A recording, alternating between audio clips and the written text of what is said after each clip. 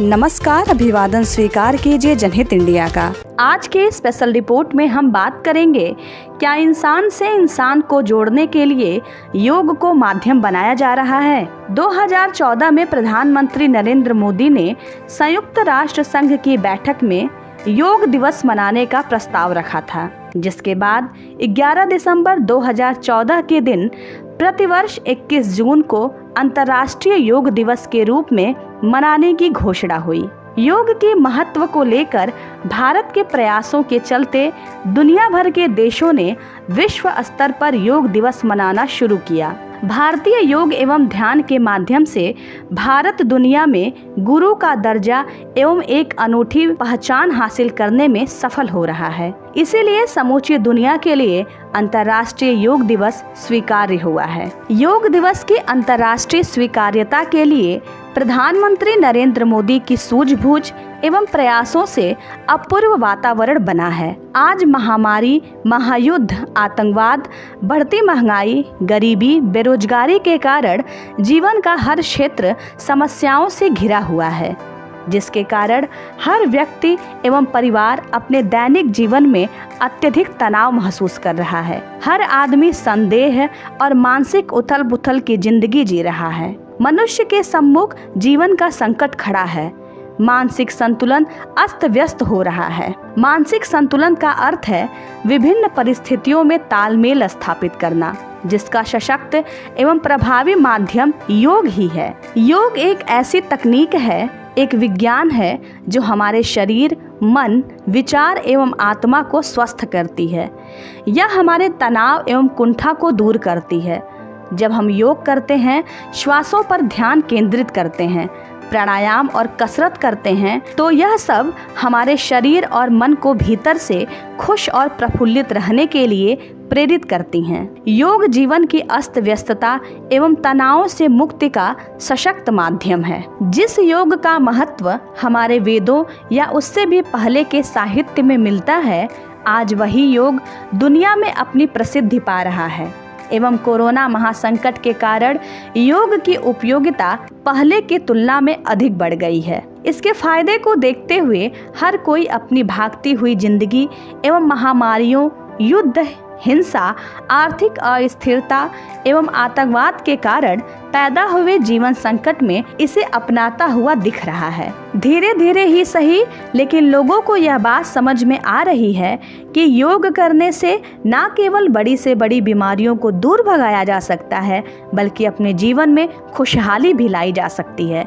जीवन को संतुलित किया जा सकता है, कार्य क्षमताओं को बढ़ाया जा सकता है, शांति एवं अमन को स्थापित किया जा सकता है। शारीरिक, मानसिक और आध्यात्मिक शांति एवं स्वस्थता के लिए योग ही एकमात्र रास्ता है। लेकिन भोगवादी युग में योग का इतिहास समय की अनंत गहराइयों में छुप गया है। वैसे कुछ लोग यह भी मानते हैं कि योग विज्ञान वेदों से भी प्राचीन है। हड़प्पा और मोहनजोदाड़ो के समय की पुरातत्व विभाग द्वारा की गई खुदाई में अनेक ऐसी मूर्तियां मिली हैं जिसमें शिव और पार्वती को विभिन्न योगासन करते हुए दिखाया गया है। दुनिया में भारतीय योग का परचम लहराने वाले स्वामी विवेकानंद कहते हैं, निर्मल हृदय ही सत्य के प्रतिबिंब के लिए सर्वोत्तम दर्पण है। इसलिए सारी साधना हृदय को निर्मल करने के लिए ही है। जब वह निर्मल हो जाता है तो सारे सत्य उसी क्षण उसमें प्रतिबिंबित हो जाते हैं। पावित्र्य के बिना आध्यात्मिक शक्ति नहीं आ सकती। अपवित्र कल्पना उतनी ही बुरी है जितना अपवित्र कार्य। आज विश्व में जो आतंकवाद, हिंसा, युद्ध, सांप्रदायिक विद्वेष की ज्वलंत समस्याएं खड़ी हैं, उसका कारण भी योग का अभाव ही है। आधुनिक भौतिकवादी एवं सुविधावादी जिंदगी मनुष्य को अशांति, असंतुलन, तनाव, थकान तथा चिड़चिड़ाहट की ओर धकेल रही है, जिससे अस्त व्यस्तता बढ़ रही है। ऐसी विषमता एवं विसंगतिपूर्ण जिंदगी को स्वस्थ एवं ऊर्जावान बनाए रखने के लिए योग एक ऐसी रामबाण दवा है जो माइंड को कूल तथा बॉडी को फिट रखता है। योग से जीवन की गति को एक संगीतमय रफ्तार दी जा सकती है। योग हमारी भारतीय संस्कृति की प्राचीनतम पहचान है। योग चेतना के जागरण से भाव शुद्धि होती है। इसकी प्रक्रिया है आत्मा के द्वारा आत्मा को देखना। राग द्वेष मुक्त चेतना द्वारा स्वयं ही वृत्तियों, प्रवृत्तियों तथा चित्त दिशाओं को देखना। सम्यक दर्शन ही स्व को बदलने का सशक्त उपक्रम है। स्वयं से स्वयं के साक्षात्कार के प्रयोगों से ग्रंथि तंत्र के स्राव संतुलित होते हैं। इससे भाव पवित्र रहते हैं, विचार स्वस्थ बनते हैं। योग शब्द की उत्पत्ति संस्कृत के युज से हुई है, जिसका मतलब होता है आत्मा का सार्वभौमिक चेतना से मिलन। योग लगभग 10,000 साल से भी अधिक समय से अपनाया जा रहा है। वैदिक संहिताओं के अनुसार तपस्वियों के बारे में प्राचीन काल से ही वेदों में इसका उल्लेख मिलता है।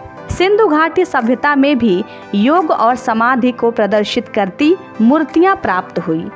हिंदू धर्म में साधु, सन्यासियों व योगियों द्वारा योग सभ्यता को शुरू से ही अपनाया गया था, परंतु आम लोगों में इस विधा का विस्तार हुए अभी ज़्यादा समय नहीं बीता है। बावजूद इसके योग की महिमा और महत्व को जानकर इसे स्वस्थ जीवन शैली हेतु बड़े पैमाने पर अपनाया जा रहा है, जिसका प्रमुख कारण है व्यस्त, तनावपूर्ण और अस्वस्थ दिनचर्या में इसके सकारात्मक प्रभाव। स्वस्थ रहने के लिए योग हमारे लिए जरूरी है।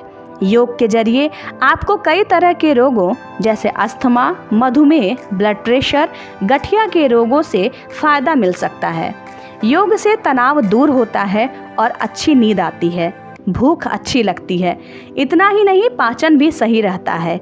योग के जरिए ही शरीर के फैट को कम किया जा सकता है। जब मानव अपनी आदि दैविक, आदि भौतिक तथा आध्यात्मिक समस्याओं को सुलझाने के लिए या उनका समाधान पाने के लिए योग का आश्रय लेता है, तो वह योग से जुड़ता है, संबंध बनाता है, जीवन में उतारने का प्रयास करता है। योग में गहरी दिलचस्पी लेने वाले प्रधानमंत्री नरेंद्र मोदी ने एक महान संकल्प लेकर उसे कार्यान्वित किया है।